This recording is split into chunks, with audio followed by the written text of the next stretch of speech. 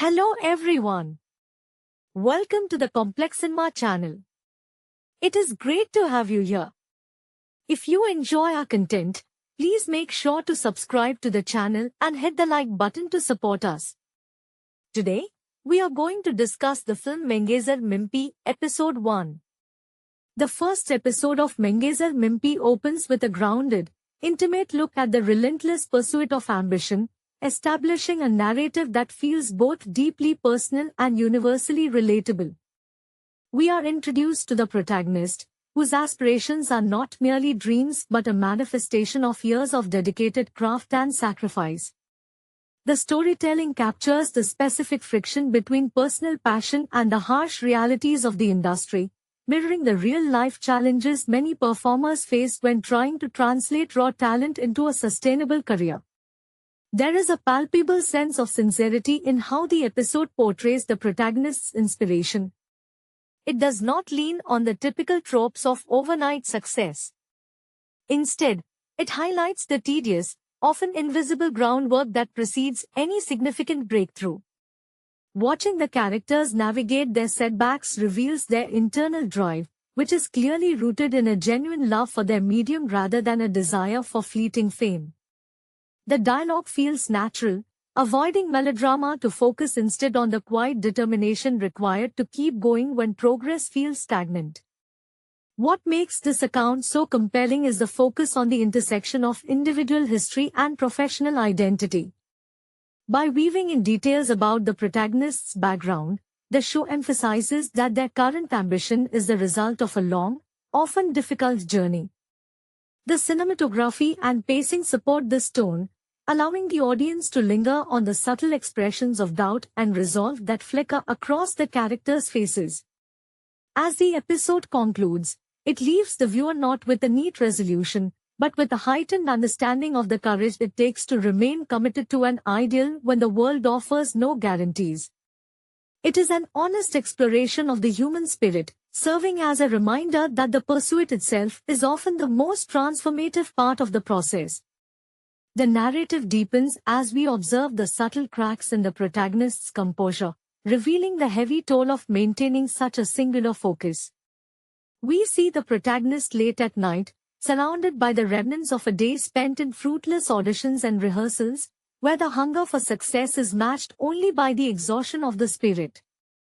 There is a distinct, quiet agony in their eyes that speaks to a history of rejection, yet every failure seems to act as a strange, necessary fuel for their resolve.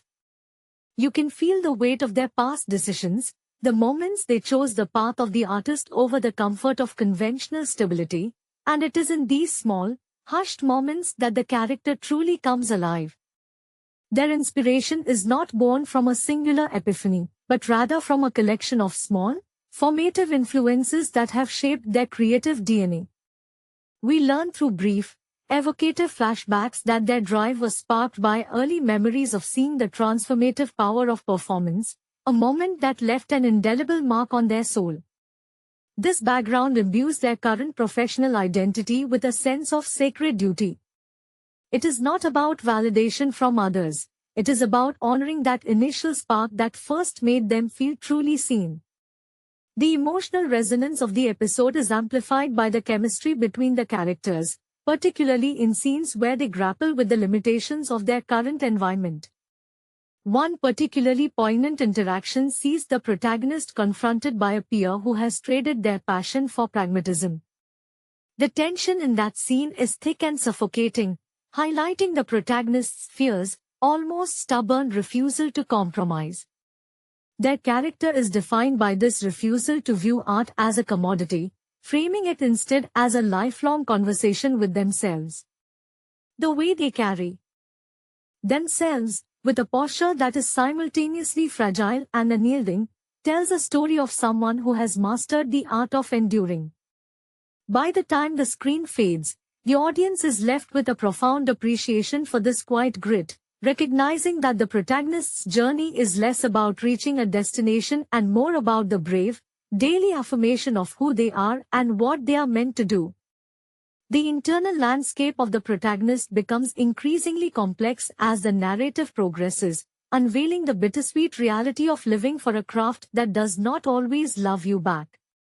We witness the protagonist in moments of solitude, where the silence of a cramped apartment serves as a mirror for their own internal doubts. These scenes are masterfully executed, stripping away the public persona to reveal the raw and adorned human underneath. There is a palpable tension between their desire for mastery and the creeping fear that their best efforts might never translate into the recognition they crave. It is a portrait of vulnerability that feels remarkably honest, capturing the exact point where ambition borders on obsession. Their professional evolution is depicted not as a climb up a ladder, but as a grueling trek through uncharted territory. We see how their early influences, perhaps a flicker of performance art seen in a crowded city plaza or the resonant storytelling of a mentor, have calcified into a rigid, non-negotiable internal code. This is not just a job, it is an identity. Every rejection they face acts as a layer of armor, yet we see that the armor is beginning to feel heavy. The fatigue in their voice when they recount a failed opportunity is not one of defeat, but of a weary realization that the industry demands a piece of their soul in exchange for a seat at the table. This journey is further complicated by the relationships they maintain, which serve as anchors in a storm of uncertainty. When they interact with those who have chosen the conventional path, we see the protagonists struggle with a sense of isolation.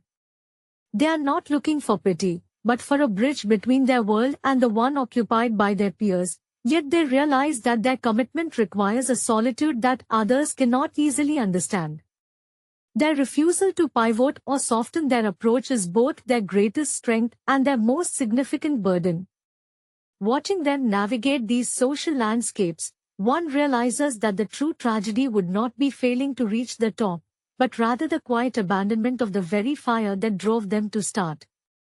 The episode leaves us with the heavy realization that while talent is common, the stamina to protect one's vision against the relentless erosion of the mundane is the rarest quality of all. The narrative now begins to lean into the psychological cost of this chosen path, illustrating how the protagonist's professional identity has begun to eclipse their personal life entirely. We see this in the way they interact with their own reflection, a recurring motive that suggests they are constantly evaluating their progress, checking for signs of growth or decay. It is a haunting image, one that highlights the loneliness inherent in a life dedicated to a singular, elusive goal. The character's internal world is no longer just a reservoir of creative passion. It has become a battleground where the fear of irrelevance fights against the stubborn necessity of self-expression. The emotional depth is further sharpened by the character's memories of the sacrifices made in the name of this ambition. We are shown glimpses of missed family milestones and the slow fraying of long-term friendships, collateral damage that the protagonist views with a stoic, almost detached resignation. It is not that they are unfeeling, but rather that their capacity for connection has been funneled almost exclusively into their craft. This laser focus is both their salvation and their cage, creating a poignant dynamic where the very thing that makes them exceptional also renders them perpetually incomplete. In the eyes of the ordinary world, what stands out in this stretch of the story is the tactile nature of their creative process. Whether they are meticulously studying a script or refining a physical movement, there is an intensity that borders on the religious. You get the sense that they are not just preparing for a role but are attempting to refine their own humanity through the filter of their art. The interactions with those around them, even the most fleeting ones, are treated like pieces of a larger puzzle, filtered through the lens of what might be useful for their eventual breakthrough. This is not cold opportunism, but the frantic search for meaning in a life that feels like it is constantly on the verge of being swallowed by the industry's indifference. As the tension builds, we realize that the protagonist is not just chasing a career, but a form of immortality. They understand, perhaps intuitively, that if they can capture a single moment of genuine truth on screen, the years of hunger and isolation will have been justified. It is a desperate, beautiful gamble. The episode ends on a note of uneasy peace, showing the protagonist preparing for another day, their armor strapped on tight, their gaze fixed on a horizon that remains stubbornly out of reach. There is a quiet, devastating beauty in their refusal to stop, a testament to the fact that when one's identity is synonymous with their dream, giving up is not just a career change, but an act of self-erasure. The weight of the protagonist's resolve becomes even more pronounced as the narrative shifts toward the physical toll of their relentless ambition. There is a specific, raw honesty in how the show depicts their daily rituals, which have transformed from simple preparation into a form of ascetic discipline. Every movement, from the way they hydrate to the meticulous stretching of their vocal cords, feels like a prayer offered to an unforgiving deity. The apartment, once a space for living, has effectively become a sanctuary and a prison, with walls plastered in notes and fragmented scripts that serve as the only evidence of a life lived in service to the craft. We see the subtle ways in which the industry has begun to reshape their very personality. There is a newfound sharpness in their observation of others, a tendency to dissect the motivations and expressions of the people they encounter in the street as if they are merely archetypes to be stored away for future use. This analytical gaze, while essential for their work, has created a visible barrier between them and the genuine human experiences they claim to be portraying. It is a profound irony that the more they strive to understand the human condition for their performances, the more disconnected they seem from their own existence. The emotional centerpiece of this phase is a sequence where the protagonist revisits a place from their childhood, seeking some vestige of the original passion that sparked this entire odyssey. The juxtaposition of their current, hardened exterior against the backdrop of their early, idealistic beginnings is crushing. They stand in the same spot where they once dreamed of greatness, but the light in their eyes has shifted from the wide-eyed wonder of a novice to the smoldering embers of a veteran who knows the cost of the path they have chosen. This realization brings with it a wave of melancholy that is quiet and suffocating. They are clearly grappling with the terrifying prospect that they have traveled so far down this road that there is no longer a path back to a normal life. Their peers, who once shared in the dream, have long since dispersed, leaving the protagonist as a solitary figure in a desert of their own making. Yet, even in this isolation, there is no hint of hesitation. The drive has become something elemental, like breathing or circulating blood. They possess a kind of tragic elegance, moving through the world with the poise of someone who has accepted that their legacy will be built upon a foundation of endless struggle. As the camera lingers on, their hands, calloused, steady, and perpetually ready for work, it becomes clear that they have moved past the need for applause. They are now committed to the performance itself, finding a strange, quiet dignity in the act of standing their ground when all signs point toward retreat. The internal conflict reaches a fever pitch as the protagonist experiences a moment of professional clarity that feels both like a breakthrough and a devastating loss. They finally land an audition for a role that demands the very essence of their personal trauma, requiring them to weaponize their own history for the sake of entertainment. This creates a volatile emotional state where the boundaries between their lived experience and the fictional character begin to bleed into one another. We see them in the moments before the audition, practicing in the harsh light of a public restroom mirror, their expression morphing from anxiety to a cold, calculated intensity that is unsettling to behold. During the audition itself, the air in the room seems to change. The casting directors, initially indifferent, are caught off guard by the sheer ferocity of the performance. It is not merely acting, it is an exorcism of years of pent-up frustration, longing, and the exhaustion of being perpetually overlooked. Yet, even as they command the room, there is a haunting sadness in the way they look at their audience. They are not performing for approval but are instead challenging the industry to acknowledge the truth they have laid bare. For a brief, singular moment, the wall between the observer and the performer dissolves, leaving everyone in the room stunned by the raw honesty of the display.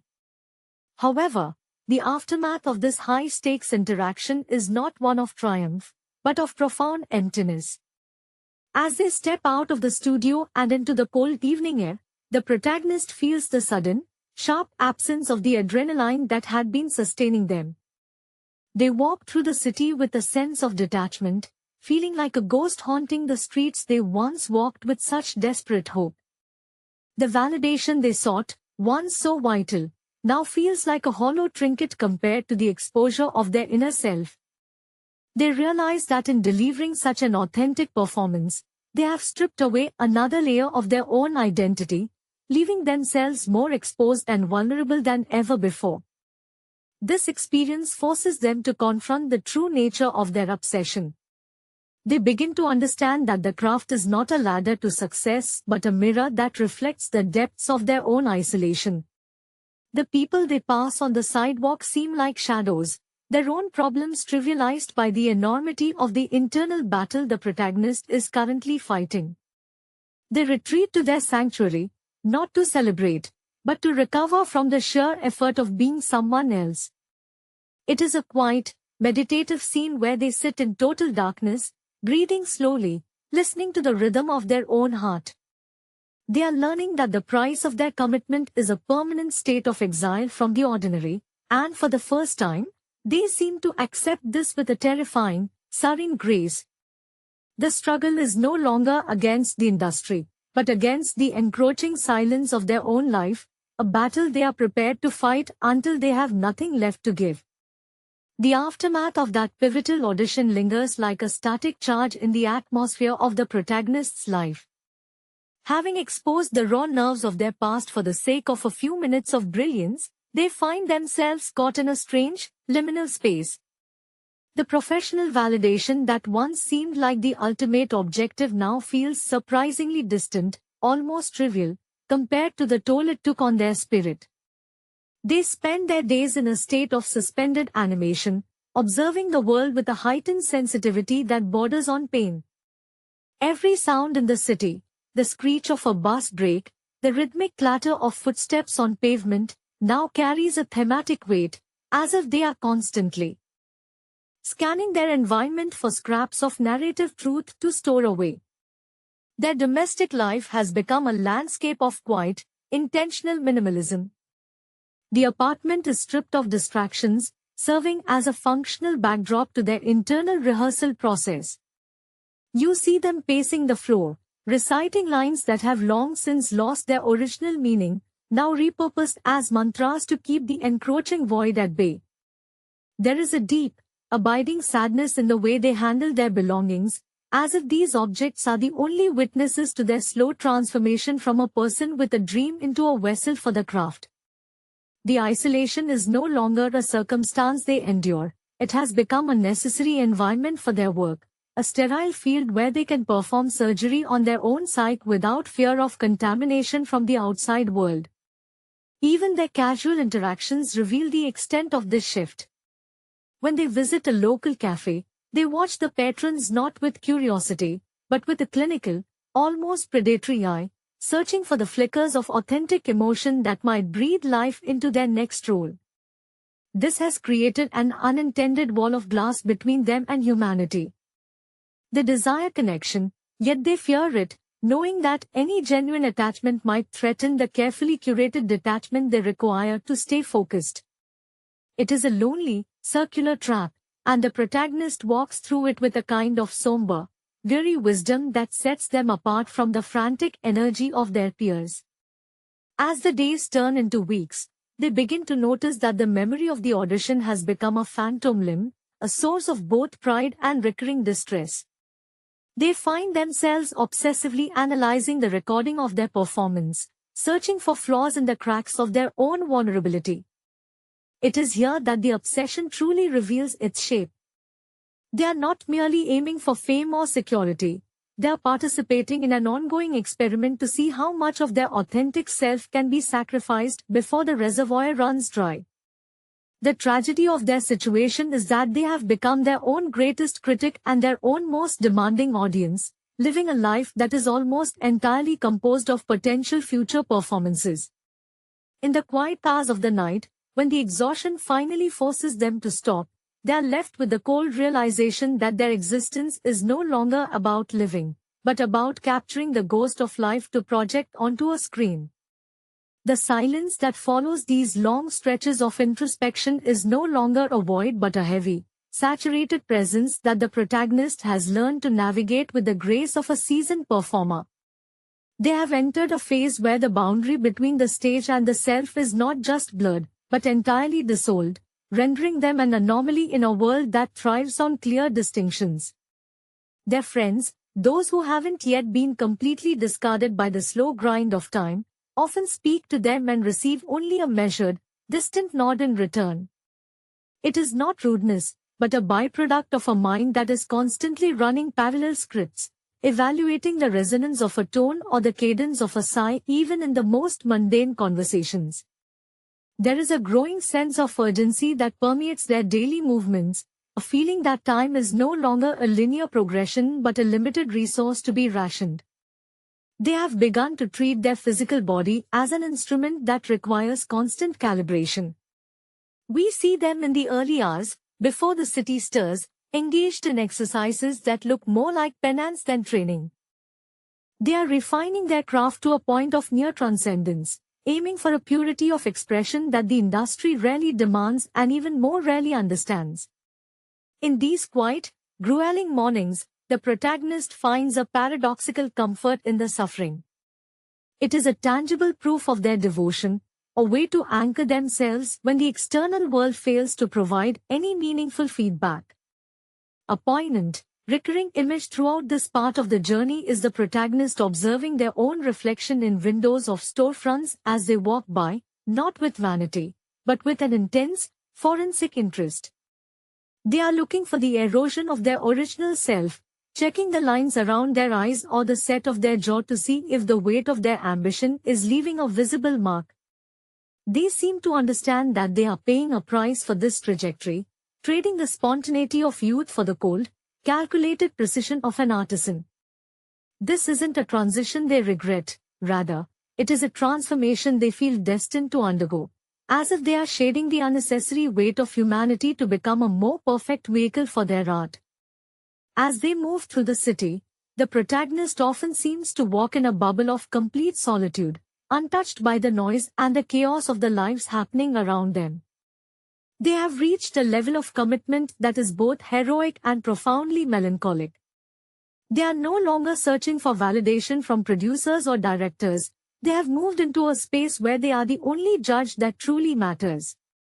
This self-imposed isolation has created a singular, powerful focus, turning their life into a work of art that exists almost entirely for their own satisfaction. They walk into the encroaching twilight with the steady, rhythmic pace of someone who has accepted that their legacy will be defined not by the roles they land, but by the relentless, unyielding integrity with which they continue to search for the truth in every single frame. The narrative shifts into a stark examination of the protagonist's fragile connection to reality, as the relentless pursuit of artistic perfection begins to manifest as a psychological drift. They find themselves losing interest in the conventional markers of success, noticing that the industry awards and accolades they once coveted now feel like echoes of a life they no longer recognize. The focus is now entirely inward, a desperate search for a performance so honest that it might finally bridge the gap between their isolated consciousness and the world they are observing. This detachment is not a sign of giving up, but rather a terrifying level of escalation, where the art has completely swallowed the artist. We witness the protagonist sitting in a crowded rehearsal hall, surrounded by other actors whose ambitions seem vibrant and messy, while they sit in complete, stony silence. They watch these peers with a mixture of pity and confusion, viewing their efforts as charmingly naive attempts to touch a reality that the protagonist believes they have already moved beyond. This creates a palpable sense of alienation in the studio, where the air grows cold whenever the protagonist enters. They are no longer playing a game of auditions and callbacks. They are playing a game of endurance against their own side, testing how far they can strip away their personality before there is nothing left to project onto the lens.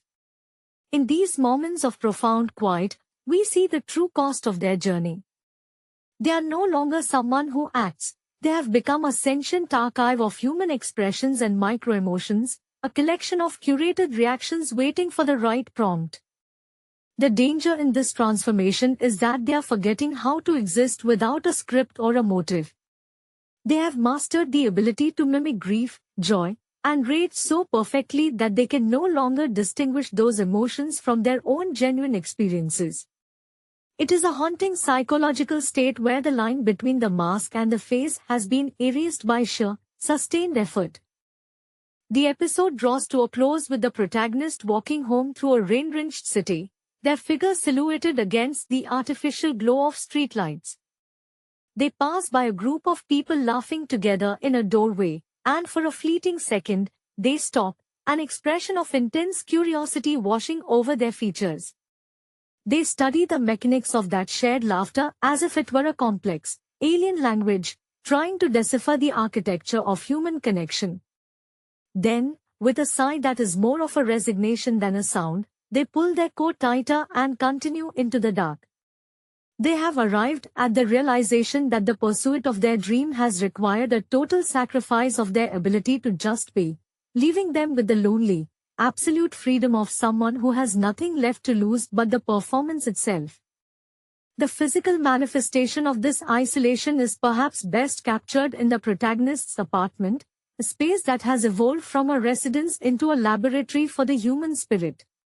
The walls, once covered in hopeful headshots and audition flyers, are now bare, save for mirrors positioned at varying angles. These mirrors are not for vanity, but for the rigorous, almost mathematical deconstruction of their own movements. Every twitch of an eyelid or shift in posture is rehearsed until it feels like a natural reflex, stripped of any lingering performance artifice.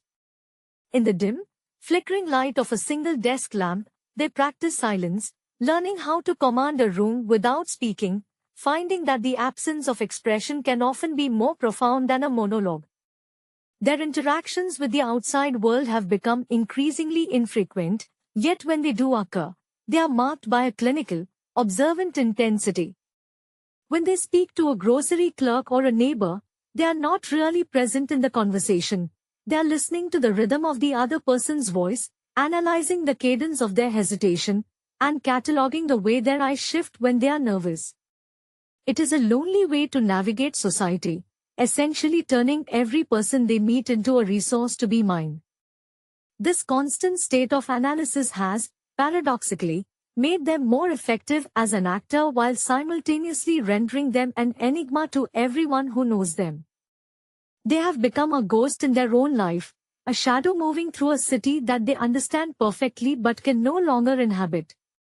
The emotional weight of this detachment begins to settle in when they stumble upon an old photograph of themselves from years prior, smiling with an ease that now feels foreign. The sight of that younger version of themselves is a visceral shock. There is no trace of the current, hardened resolve in those eyes, only a flicker of hope and a genuine, unburdened curiosity about the world. Staring at the photograph, the protagonist feels a wave of grief, not for the success they haven't achieved, but for the version of themselves they had to abandon to reach this level of mastery. It is a sobering moment of clarity where they acknowledge that the armor they built to protect their dream has ultimately become the tomb of their original, lighter self. Despite this, there is no turning back. As they set the photograph aside and return to their exercises, their focus snaps back into place with frightening efficiency. The hesitation is gone, replaced by a cold, sharpened sense of purpose that transcends both joy and misery. They have reached a plateau where the work is the only truth, and the pursuit is the only remaining constant in an otherwise fluid reality. The episode concludes with the protagonist standing before the mirror, eyes locked with their own reflection, not seeking comfort but waiting for the next cue. They are prepared to be anything, anyone, or anything at all, as long as it brings them closer to that elusive, absolute truth they have been chasing since the very beginning. The cycle of preparation, performance, and introspection continues, a relentless, beautiful, and deeply tragic loop that defines the outer limits of human ambition. Hello everyone. Welcome to the Complex Cinema channel. It is great to have you here. If you enjoy our content, please make sure to subscribe to the channel and hit the like button to support us. Today, we are going to discuss the film Mengezar Mimpi, Episode 1. The first episode of Mengezar Mimpi opens with a grounded, intimate look at the relentless pursuit of ambition, establishing a narrative that feels both deeply personal and universally relatable. We are introduced to the protagonist, whose aspirations are not merely dreams but a manifestation of years of dedicated craft and sacrifice.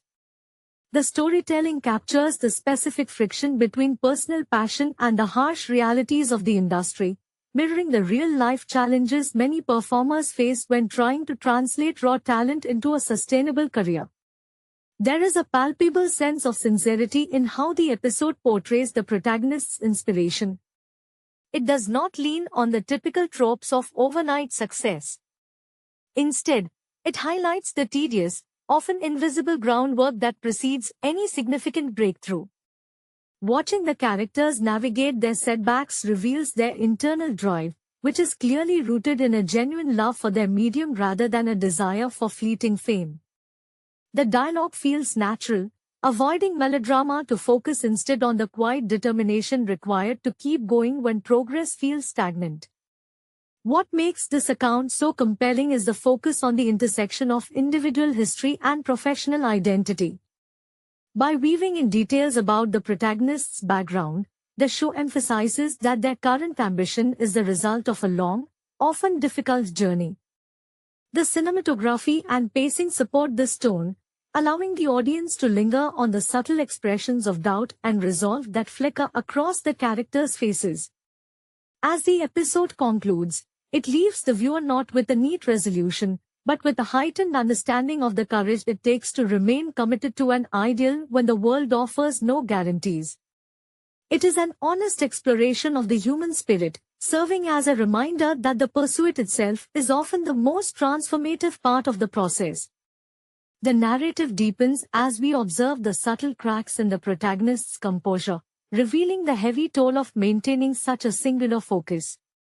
We see the protagonist late at night, surrounded by the remnants of a day spent in fruitless auditions and rehearsals, where the hunger for success is matched only by the exhaustion of the spirit.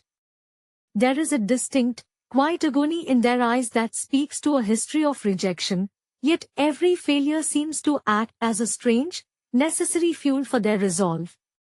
You can feel the weight of their past decisions, the moments they chose the path of the artist over the comfort of conventional stability, and it is in these small, hushed moments that the character truly comes alive. Their inspiration is not born from a singular epiphany, but rather from a collection of small, formative influences that have shaped their creative DNA. We learn through brief, evocative flashbacks that their drive was sparked by early memories of seeing the transformative power of performance, a moment that left an indelible mark on their soul. This background imbues their current professional identity with a sense of sacred duty. It is not about validation from others, it is about honoring that initial spark that first made them feel truly seen. The emotional resonance of the episode is amplified by the chemistry between the characters, particularly in scenes where they grapple with the limitations of their current environment. One particularly poignant interaction sees the protagonist confronted by a peer who has traded their passion for pragmatism. The tension in that scene is thick and suffocating, highlighting the protagonist's fierce, almost stubborn refusal to compromise. Their character is defined by this refusal to view art as a commodity, framing it instead as a lifelong conversation with themselves. The way they carry themselves, with a posture that is simultaneously fragile and unyielding, tells a story of someone who has mastered the art of enduring. By the time the screen fades, the audience is left with a profound appreciation for this quiet grit, recognizing that the protagonist's journey is less about reaching a destination and more about the brave, daily affirmation of who they are and what they are meant to do. The internal landscape of the protagonist becomes increasingly complex as the narrative progresses, unveiling the bittersweet reality of living for a craft that does not always love you back. We witness the protagonist in moments of solitude, where the silence of a cramped apartment serves as a mirror for their own internal doubts. These scenes are masterfully executed, stripping away the public persona to reveal the raw, unadored human underneath. There is a palpable tension between their desire for mastery and the creeping fear that their best efforts might never translate into the recognition they crave. It is a portrait of vulnerability that feels remarkably honest, capturing the exact point where ambition borders on obsession. Their professional evolution is depicted not as a climb up a ladder, but as a grueling trek through uncharted territory. We see how their early influences, perhaps a flicker of performance art seen in a crowded city plaza or the resonant storytelling of a mentor, have calcified into a rigid, non-negotiable internal code. This is not just a job, it is an identity. Every rejection they face acts as a layer of armor, yet we see that the armor is beginning to feel heavy. The fatigue in their voice when they recount a failed opportunity is not one of defeat, but of a weary realization that the industry demands a piece of their soul in exchange for a seat at the table. This journey is further complicated by the relationships they maintain, which serve as anchors in a storm of uncertainty. When they interact with those who have chosen the conventional path, we see the protagonists struggle with a sense of isolation. They are not looking for pity, but for a bridge between their world and the one occupied by their peers. Yet they realize that their commitment requires a solitude that others cannot easily understand. Their refusal to pivot or soften their approach is both their greatest strength and their most significant burden. Watching them navigate these social landscapes, one realizes that the true tragedy would not be failing to reach the top, but rather the quiet abandonment of the very fire that drove them to start. The episode leaves us with the heavy realization that while talent is common, the stamina to protect one's vision against the relentless erosion of the mundane is the rarest quality of all. The narrative now begins to lean into the psychological cost of this chosen path, illustrating how the protagonist's professional identity has begun to eclipse their personal life entirely. We see this in the way they interact with their own reflection, a recurring motive that suggests they are constantly evaluating their progress, checking for signs of growth or decay. It is a haunting image, one that highlights the loneliness inherent in a life dedicated to a singular, elusive goal. The character's internal world is no longer just a reservoir of creative passion. It has become a battleground where the fear of irrelevance fights against the stubborn necessity of self-expression. The emotional depth is further sharpened by the character's memories of the sacrifices made in the name of this ambition. We are shown glimpses of missed family milestones and the slow fraying of long-term friendships, collateral damage that the protagonist views with a stoic, almost detached resignation. It is not that they are unfeeling, but rather that their capacity for connection has been funneled almost exclusively into their craft. This laser focus is both their salvation and their cage, creating a poignant dynamic where the very thing that makes them exceptional also renders them perpetually incomplete. In the eyes of the ordinary world, what stands out in this stretch of the story is the tactile nature of their creative process. Whether they are meticulously studying a script or refining a physical movement, there is an intensity that borders on the religious. You get the sense that they are not just preparing for a role but are attempting to refine their own humanity through the filter of their art. The interactions with those around them, even the most fleeting ones, are treated like pieces of a larger puzzle, filtered through the lens of what might be useful for their eventual breakthrough. This is not cold opportunism, but the frantic search for meaning in a life that feels like it is constantly on the verge of being swallowed by the industry's indifference. As the tension builds, we realize that the protagonist is not just chasing a career, but a form of immortality. They understand, perhaps intuitively, that if they can capture a single moment of genuine truth on screen, the years of hunger and isolation will have been justified. It is a desperate, beautiful gamble. The episode ends on a note of uneasy peace, showing the protagonist preparing for another day, their armor strapped on tight, their gaze fixed on a horizon that remains stubbornly out of reach. There is a quiet, devastating beauty in their refusal to stop, a testament to the fact that when one's identity is synonymous with their dream, giving up is not just a career change, but an act of self-erasure. The weight of the protagonist's resolve becomes even more pronounced as the narrative shifts toward the physical toll of their relentless ambition. There is a specific, raw honesty in how the show depicts their daily rituals, which have transformed from simple preparation into a form of ascetic discipline. Every movement, from the way they hydrate to the meticulous stretching of their vocal cords, feels like a prayer offered to an unforgiving deity. The apartment, once a space for living, has effectively become a sanctuary and a prison, with walls plastered in notes and fragmented scripts that serve as the only evidence of a life lived in service to the craft.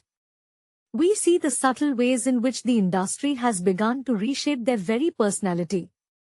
There is a newfound sharpness in their observation of others, a tendency to dissect the motivations and expressions of the people they encounter in the street as if they are merely archetypes to be stored away for future use.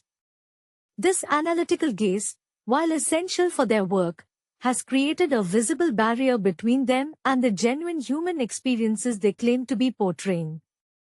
It is a profound irony that the more they strive to understand the human condition for their performances, the more disconnected they seem from their own existence. The emotional centerpiece of this phase is a sequence where the protagonist revisits a place from their childhood, seeking some vestige of the original passion that sparked this entire odyssey. The juxtaposition of their current, hardened exterior against the backdrop of their early, idealistic beginnings is crushing. They stand in the same spot where they once dreamed of greatness, but the light in their eyes has shifted from the wide-eyed wonder of a novice to the smoldering embers of a veteran who knows the cost of the path they have chosen. This realization brings with it a wave of melancholy that is quiet and suffocating.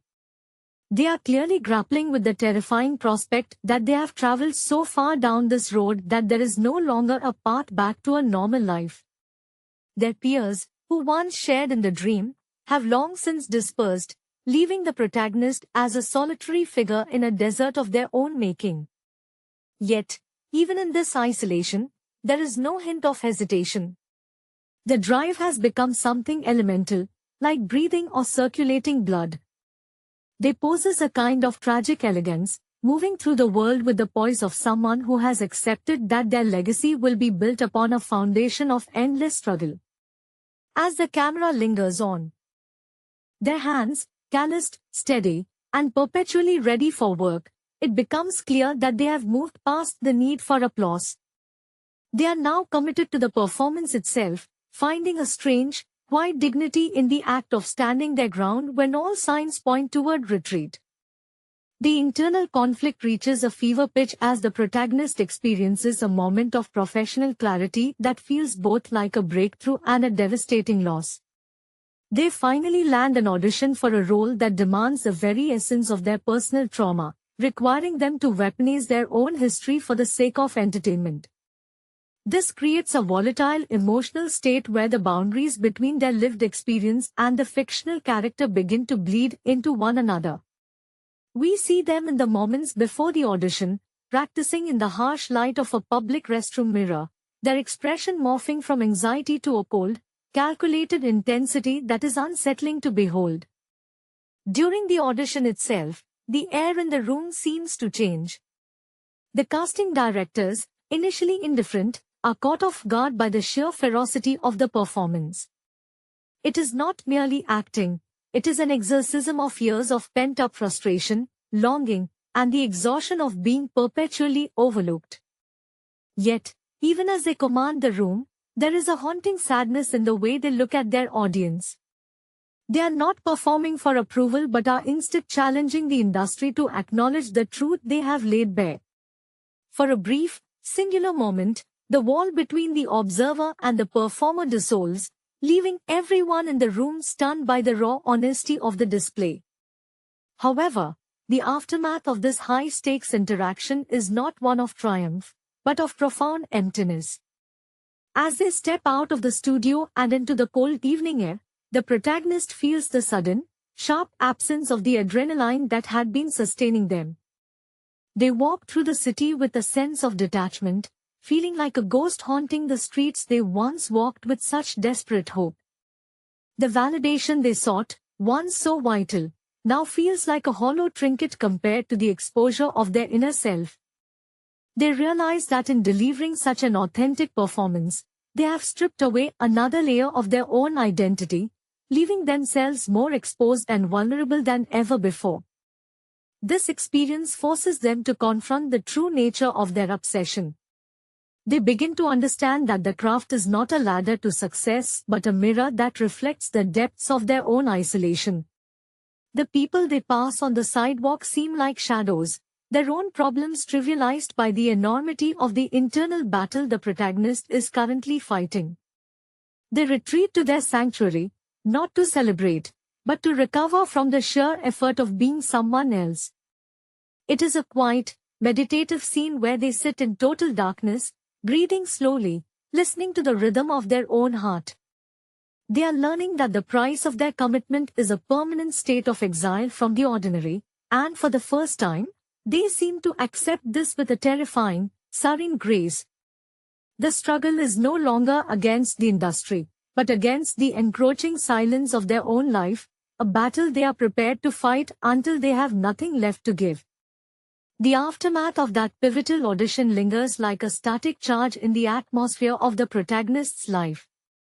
Having exposed the raw nerves of their past for the sake of a few minutes of brilliance, they find themselves caught in a strange, liminal space. The professional validation that once seemed like the ultimate objective now feels surprisingly distant, almost trivial, compared to the toll it took on their spirit. They spend their days in a state of suspended animation, observing the world with a heightened sensitivity that borders on pain.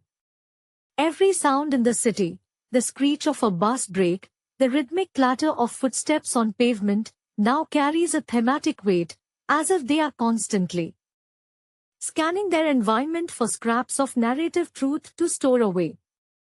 Their domestic life has become a landscape of quiet, intentional minimalism. The apartment is stripped of distractions, serving as a functional backdrop to their internal rehearsal process. You see them pacing the floor, reciting lines that have long since lost their original meaning, now repurposed as mantras to keep the encroaching void at bay.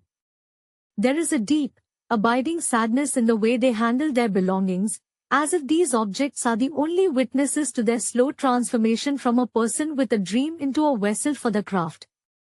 The isolation is no longer a circumstance they endure, it has become a necessary environment for their work, a sterile field where they can perform surgery on their own psyche without fear of contamination from the outside world. Even their casual interactions reveal the extent of this shift. When they visit a local cafe, they watch the patrons not with curiosity, but with a clinical, almost predatory eye, searching for the flickers of authentic emotion that might breathe life into their next role.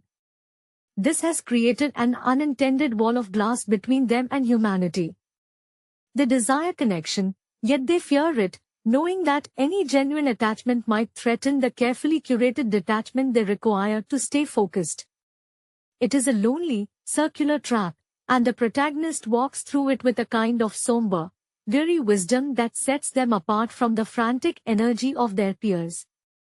As the days turn into weeks, they begin to notice that the memory of the audition has become a phantom limb, a source of both pride and recurring distress. They find themselves obsessively analyzing the recording of their performance, searching for flaws in the cracks of their own vulnerability. It is here that the obsession truly reveals its shape.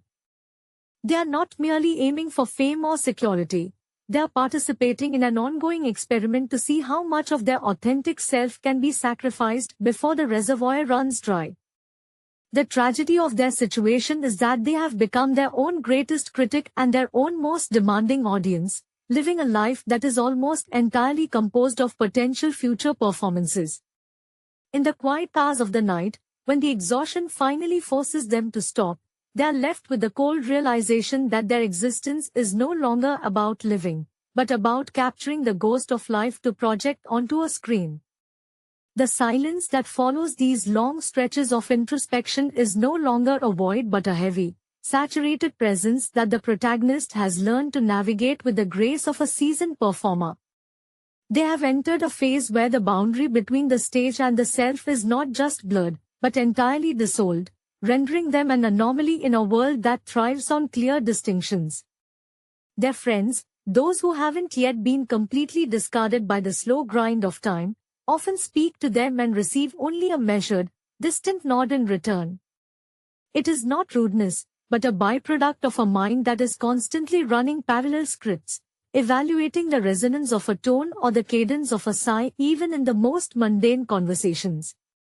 There is a growing sense of urgency that permeates their daily movements, a feeling that time is no longer a linear progression but a limited resource to be rationed. They have begun to treat their physical body as an instrument that requires constant calibration. We see them in the early hours, before the city stirs, engaged in exercises that look more like penance than training. They are refining their craft to a point of near transcendence, aiming for a purity of expression that the industry rarely demands and even more rarely understands. In these quiet, grueling mornings, the protagonist finds a paradoxical comfort in the suffering.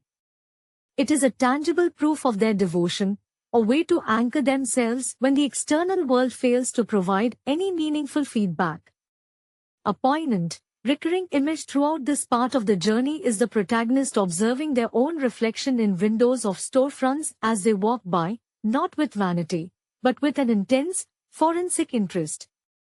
They are looking for the erosion of their original self, checking the lines around their eyes or the set of their jaw to see if the weight of their ambition is leaving a visible mark. They seem to understand that they are paying a price for this trajectory, trading the spontaneity of youth for the cold, calculated precision of an artisan. This isn't a transition they regret, rather, it is a transformation they feel destined to undergo, as if they are shading the unnecessary weight of humanity to become a more perfect vehicle for their art. As they move through the city, the protagonist often seems to walk in a bubble of complete solitude, untouched by the noise and the chaos of the lives happening around them. They have reached a level of commitment that is both heroic and profoundly melancholic. They are no longer searching for validation from producers or directors. They have moved into a space where they are the only judge that truly matters. This self-imposed isolation has created a singular, powerful focus, turning their life into a work of art that exists almost entirely for their own satisfaction. They walk into the encroaching twilight with the steady, rhythmic pace of someone who has accepted that their legacy will be defined not by the roles they land, but by the relentless, unyielding integrity with which they continue to search for the truth in every single frame. The narrative shifts into a stark examination of the protagonist's fragile connection to reality, as the relentless pursuit of artistic perfection begins to manifest as a psychological drift. They find themselves losing interest in the conventional markers of success, noticing that the industry awards and accolades they once coveted now feel like echoes of a life they no longer recognize. The focus is now entirely inward, a desperate search for a performance so honest that it might finally bridge the gap between their isolated consciousness and the world they are observing. This detachment is not a sign of giving up, but rather a terrifying level of escalation, where the art has completely swallowed the artist.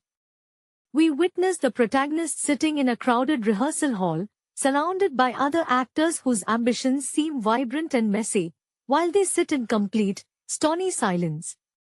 They watch these peers with a mixture of pity and confusion, viewing their efforts as charmingly naive attempts to touch a reality that the protagonist believes they have already moved beyond. This creates a palpable sense of alienation in the studio, where the air grows cold whenever the protagonist enters. They are no longer playing a game of auditions and callbacks. They are playing a game of endurance against their own sight, testing how far they can strip away their personality before there is nothing left to project onto the lens. In these moments of profound quiet, we see the true cost of their journey. They are no longer someone who acts. They have become a sentient archive of human expressions and micro-emotions, a collection of curated reactions waiting for the right prompt. The danger in this transformation is that they are forgetting how to exist without a script or a motive. They have mastered the ability to mimic grief, joy, and rage so perfectly that they can no longer distinguish those emotions from their own genuine experiences. It is a haunting psychological state where the line between the mask and the face has been erased by sheer, sustained effort. The episode draws to a close with the protagonist walking home through a rain-drenched city, their figure silhouetted against the artificial glow of streetlights. They pass by a group of people laughing together in a doorway, and for a fleeting second, they stop, an expression of intense curiosity washing over their features. They study the mechanics of that shared laughter as if it were a complex, alien language, trying to decipher the architecture of human connection. Then, with a sigh that is more of a resignation than a sound, they pull their coat tighter and continue into the dark. They have arrived at the realization that the pursuit of their dream has required a total sacrifice of their ability to just be, leaving them with the lonely, absolute freedom of someone who has nothing left to lose but the performance itself. The physical manifestation of this isolation is perhaps best captured in the protagonist's apartment, a space that has evolved from a residence into a laboratory for the human spirit. The walls, once covered in hopeful headshots and audition flyers, are now bare, save for mirrors positioned at varying angles. These mirrors are not for vanity, but for the rigorous, almost mathematical deconstruction of their own movements. Every twitch of an eyelid or shift in posture is rehearsed until it feels like a natural reflex, stripped of any lingering performance artifice. In the dim, flickering light of a single desk lamp, they practice silence, learning how to command a room without speaking, finding that the absence of expression can often be more profound than a monologue. Their interactions with the outside world have become increasingly infrequent, yet when they do occur, they are marked by a clinical, observant intensity. When they speak to a grocery clerk or a neighbor, they are not really present in the conversation. They are listening to the rhythm of the other person's voice, analyzing the cadence of their hesitation, and cataloging the way their eyes shift when they are nervous. It is a lonely way to navigate society, essentially turning every person they meet into a resource to be mined. This constant state of analysis has, paradoxically, made them more effective as an actor while simultaneously rendering them an enigma to everyone who knows them. They have become a ghost in their own life, a shadow moving through a city that they understand perfectly but can no longer inhabit. The emotional weight of this detachment begins to settle in when they stumble upon an old photograph of themselves from years prior, smiling with an ease that now feels foreign. The sight of that younger version of themselves is a visceral shock. There is no trace of the current, hardened resolve in those eyes, only a flicker of hope and a genuine, unburdened curiosity about the world. Staring at the photograph, the protagonist feels a wave of grief, not for the success they haven't achieved, but for the version of themselves they had to abandon to reach this level of mastery. It is a sobering moment of clarity where they acknowledge that the armor they built to protect their dream has ultimately become the tomb of their original, lighter self. Despite this, there is no turning back. As they set the photograph aside and return to their exercises, their focus snaps back into place with frightening efficiency. The hesitation is gone, replaced by a cold, sharpened sense of purpose that transcends both joy and misery. They have reached a plateau where the work is the only truth, and the pursuit is the only remaining constant in an otherwise fluid reality. The episode concludes with the protagonist standing before the mirror, eyes locked with their own reflection, not seeking comfort but waiting for the next cue. They are prepared to be anything, anyone, or anything at all, as long as it brings them closer to that elusive, absolute truth they have been chasing since the very beginning. The cycle of preparation, performance, and introspection continues, a relentless, beautiful, and deeply tragic loop that defines the outer limits of human ambition. Hello everyone. Welcome to the Complex Cinema channel. It is great to have you here. If you enjoy our content, please make sure to subscribe to the channel and hit the like button to support us. Today, we are going to discuss the film Mengezar Mimpi, Episode 1. The first episode of Mengezar Mimpi opens with a grounded, intimate look at the relentless pursuit of ambition, establishing a narrative that feels both deeply personal and universally relatable. We are introduced to the protagonist, whose aspirations are not merely dreams but a manifestation of years of dedicated craft and sacrifice. The storytelling captures the specific friction between personal passion and the harsh realities of the industry, mirroring the real-life challenges many performers face when trying to translate raw talent into a sustainable career. There is a palpable sense of sincerity in how the episode portrays the protagonist's inspiration. It does not lean on the typical tropes of overnight success.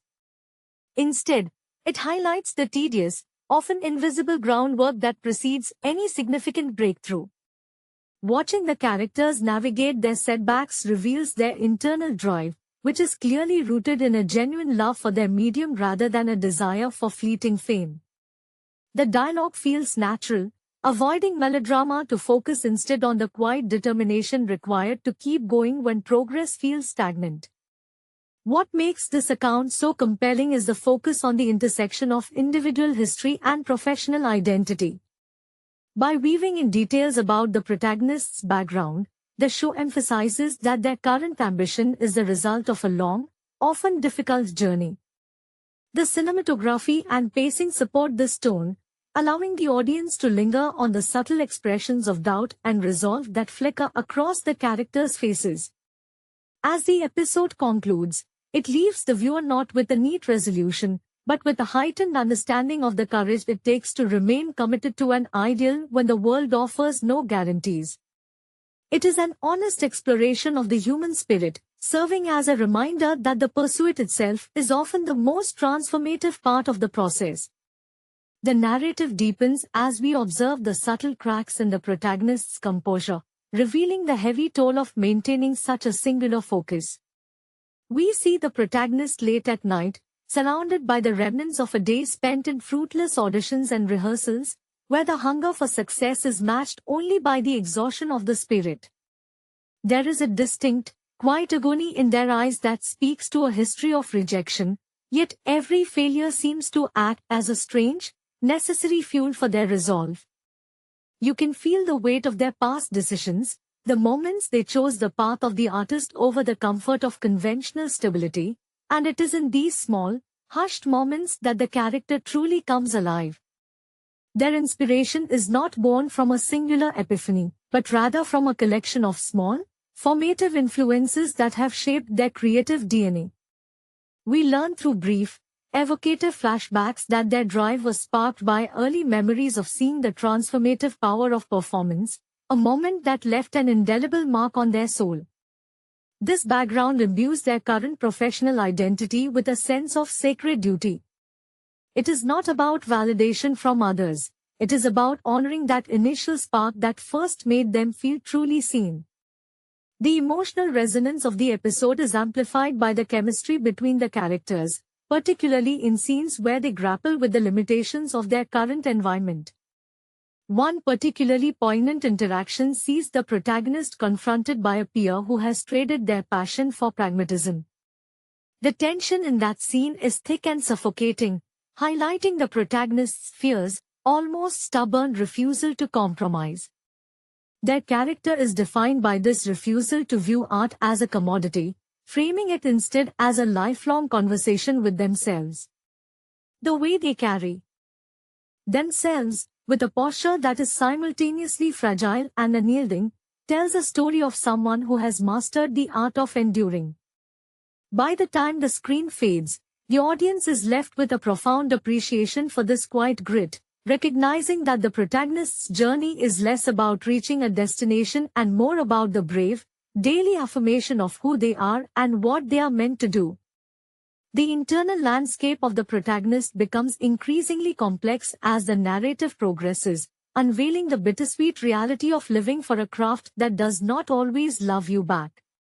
We witness the protagonist in moments of solitude, where the silence of a cramped apartment serves as a mirror for their own internal doubts. These scenes are masterfully executed, stripping away the public persona to reveal the raw and adorned human underneath.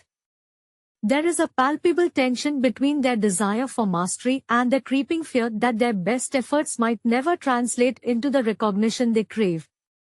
It is a portrait of vulnerability that feels remarkably honest, capturing the exact point where ambition borders on obsession. Their professional evolution is depicted not as a climb up a ladder, but as a grueling trek through uncharted territory. We see how their early influences, perhaps a flicker of performance art seen in a crowded city plaza or the resonant storytelling of a mentor, have calcified into a rigid, non-negotiable internal code. This is not just a job, it is an identity. Every rejection they face acts as a layer of armor, yet we see that the armor is beginning to feel heavy. The fatigue in their voice when they recount a failed opportunity is not one of defeat, but of a weary realization that the industry demands a piece of their soul in exchange for a seat at the table. This journey is further complicated by the relationships they maintain, which serve as anchors in a storm of uncertainty. When they interact with those who have chosen the conventional path, we see the protagonists struggle with a sense of isolation. They are not looking for pity, but for a bridge between their world and the one occupied by their peers, yet they realize that their commitment requires a solitude that others cannot easily understand. Their refusal to pivot or soften their approach is both their greatest strength and their most significant burden. Watching them navigate these social landscapes, one realizes that the true tragedy would not be failing to reach the top, but rather the quiet abandonment of the very fire that drove them to start. The episode leaves us with the heavy realization that while talent is common, the stamina to protect one's vision against the relentless erosion of the mundane is the rarest quality of all. The narrative now begins to lean into the psychological cost of this chosen path, illustrating how the protagonist's professional identity has begun to eclipse their personal life entirely. We see this in the way they interact with their own reflection, a recurring motive that suggests they are constantly evaluating their progress, checking for signs of growth or decay. It is a haunting image, one that highlights the loneliness inherent in a life dedicated to a singular, elusive goal. The character's internal world is no longer just a reservoir of creative passion. It has become a battleground where the fear of irrelevance fights against the stubborn necessity of self-expression. The emotional depth is further sharpened by the character's memories of the sacrifices made in the name of this ambition.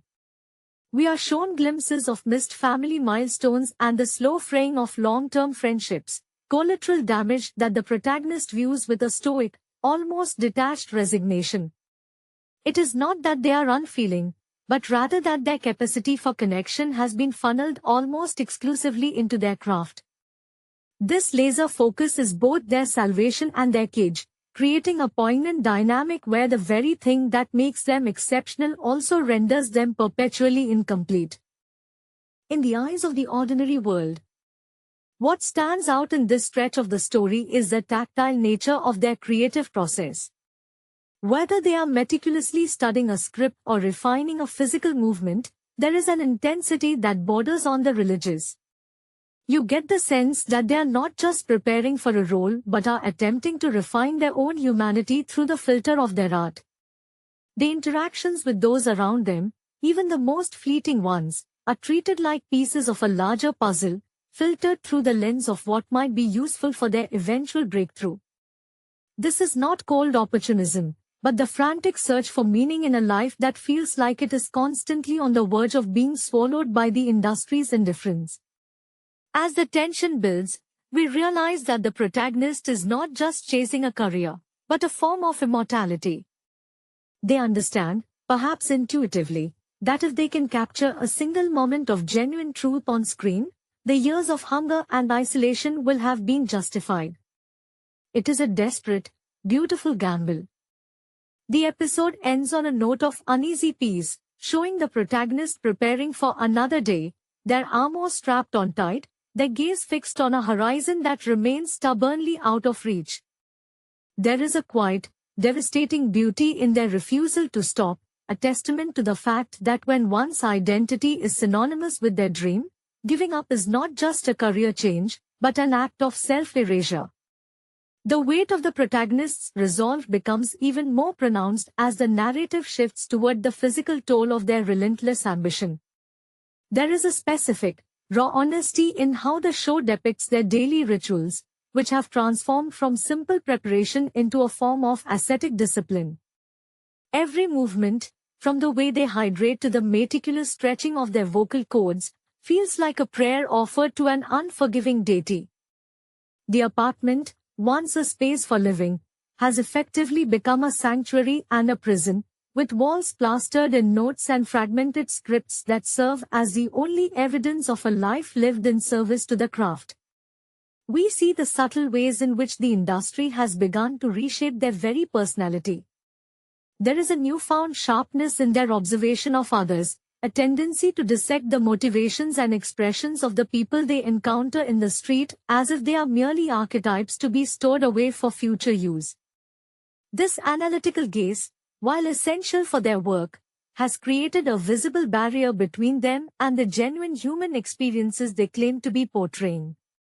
It is a profound irony that the more they strive to understand the human condition for their performances, the more disconnected they seem from their own existence.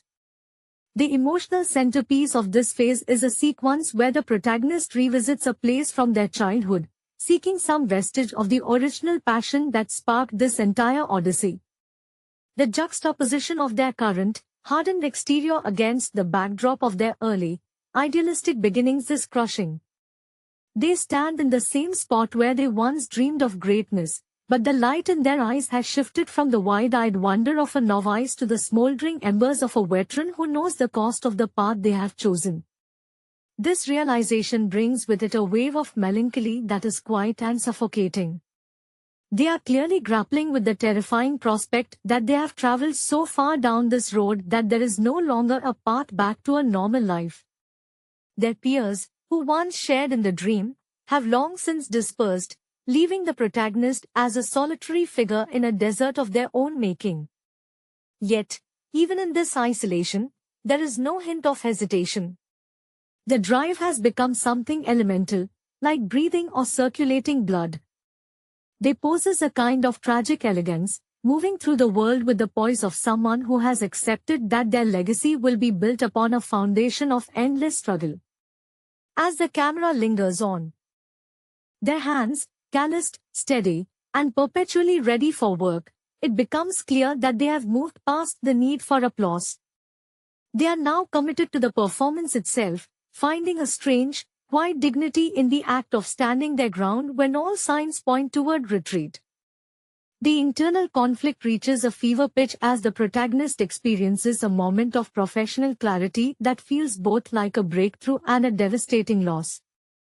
They finally land an audition for a role that demands the very essence of their personal trauma, requiring them to weaponize their own history for the sake of entertainment. This creates a volatile emotional state where the boundaries between their lived experience and the fictional character begin to bleed into one another. We see them in the moments before the audition, practicing in the harsh light of a public restroom mirror, their expression morphing from anxiety to a cold, calculated intensity that is unsettling to behold. During the audition itself, the air in the room seems to change. The casting directors, initially indifferent, are caught off guard by the sheer ferocity of the performance. It is not merely acting, it is an exorcism of years of pent-up frustration, longing, and the exhaustion of being perpetually overlooked. Yet, even as they command the room, there is a haunting sadness in the way they look at their audience.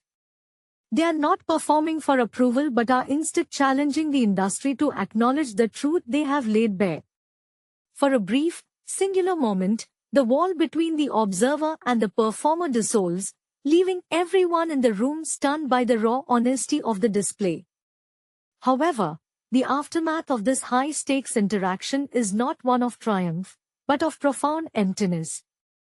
As they step out of the studio and into the cold evening air, the protagonist feels the sudden, sharp absence of the adrenaline that had been sustaining them. They walk through the city with a sense of detachment, feeling like a ghost haunting the streets they once walked with such desperate hope. The validation they sought, once so vital, now feels like a hollow trinket compared to the exposure of their inner self. They realize that in delivering such an authentic performance, they have stripped away another layer of their own identity, leaving themselves more exposed and vulnerable than ever before.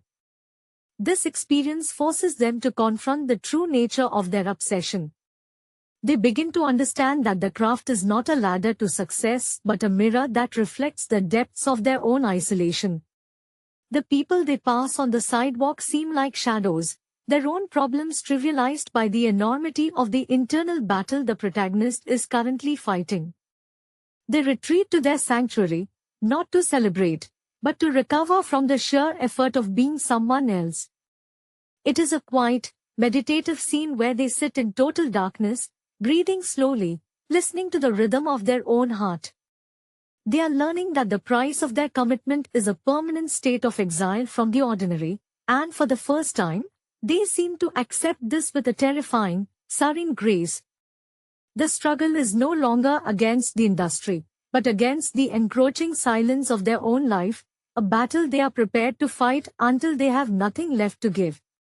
The aftermath of that pivotal audition lingers like a static charge in the atmosphere of the protagonist's life. Having exposed the raw nerves of their past for the sake of a few minutes of brilliance, they find themselves caught in a strange, liminal space. The professional validation that once seemed like the ultimate objective now feels surprisingly distant, almost trivial, compared to the toll it took on their spirit. They spend their days in a state of suspended animation, observing the world with a heightened sensitivity that borders on pain. Every sound in the city, the screech of a bus brake, the rhythmic clatter of footsteps on pavement, now carries a thematic weight, as if they are constantly scanning their environment for scraps of narrative truth to store away. Their domestic life has become a landscape of quiet, intentional minimalism. The apartment is stripped of distractions, serving as a functional backdrop to their internal rehearsal process. You see them pacing the floor, reciting lines that have long since lost their original meaning, now repurposed as mantras to keep the encroaching void at bay. There is a deep, abiding sadness in the way they handle their belongings, as if these objects are the only witnesses to their slow transformation from a person with a dream into a vessel for the craft. The isolation is no longer a circumstance they endure, it has become a necessary environment for their work, a sterile field where they can perform surgery on their own psyche without fear of contamination from the outside world. Even their casual interactions reveal the extent of this shift. When they visit a local cafe, they watch the patrons not with curiosity, but with a clinical, almost predatory eye, searching for the flickers of authentic emotion that might breathe life into their next role. This has created an unintended wall of glass between them and humanity. They desire connection, yet they fear it, knowing that any genuine attachment might threaten the carefully curated detachment they require to stay focused. It is a lonely, circular trap, and the protagonist walks through it with a kind